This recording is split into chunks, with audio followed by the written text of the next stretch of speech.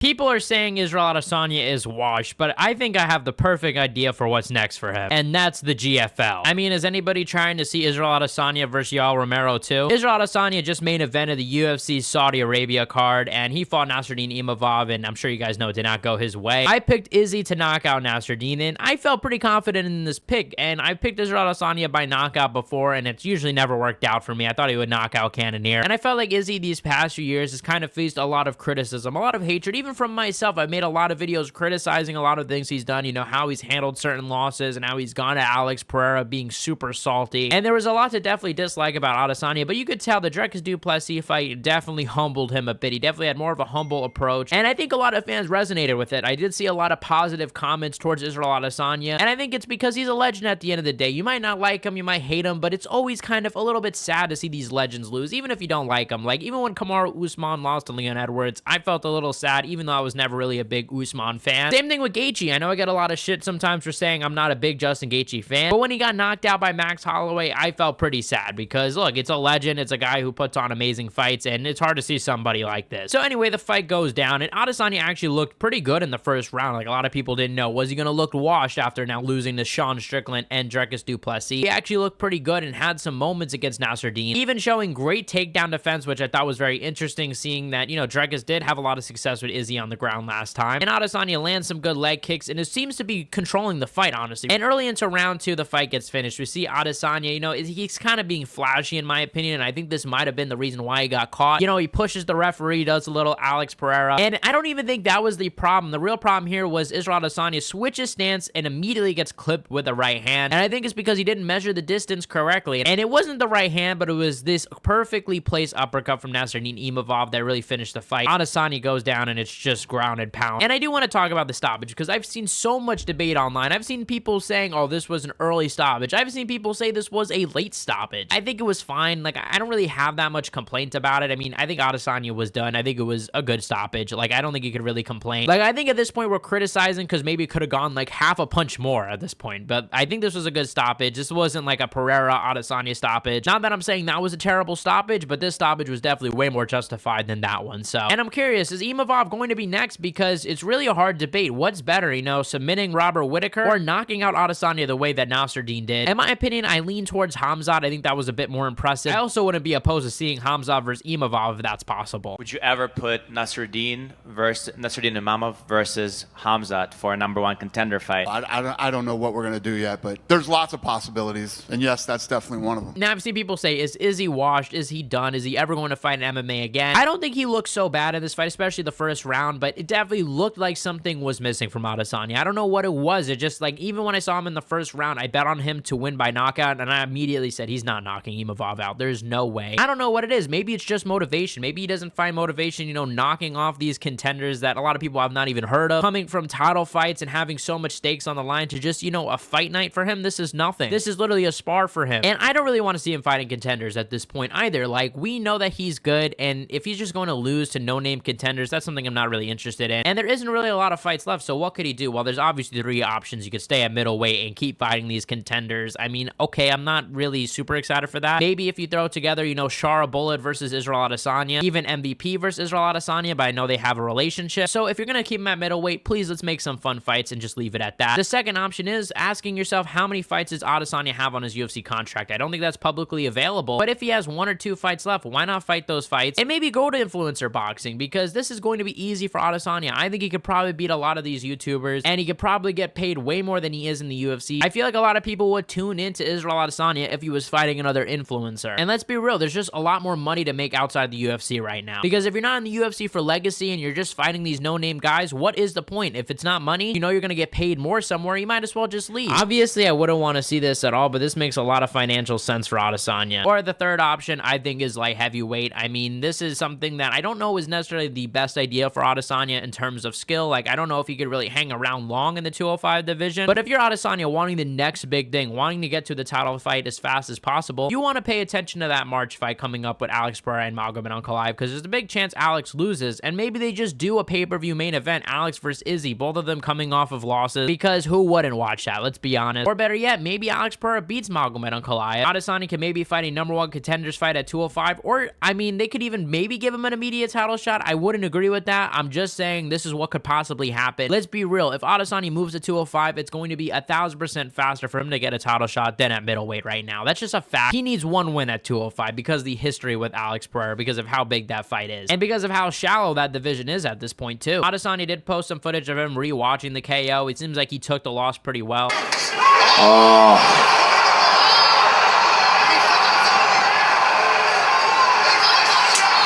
Fair game.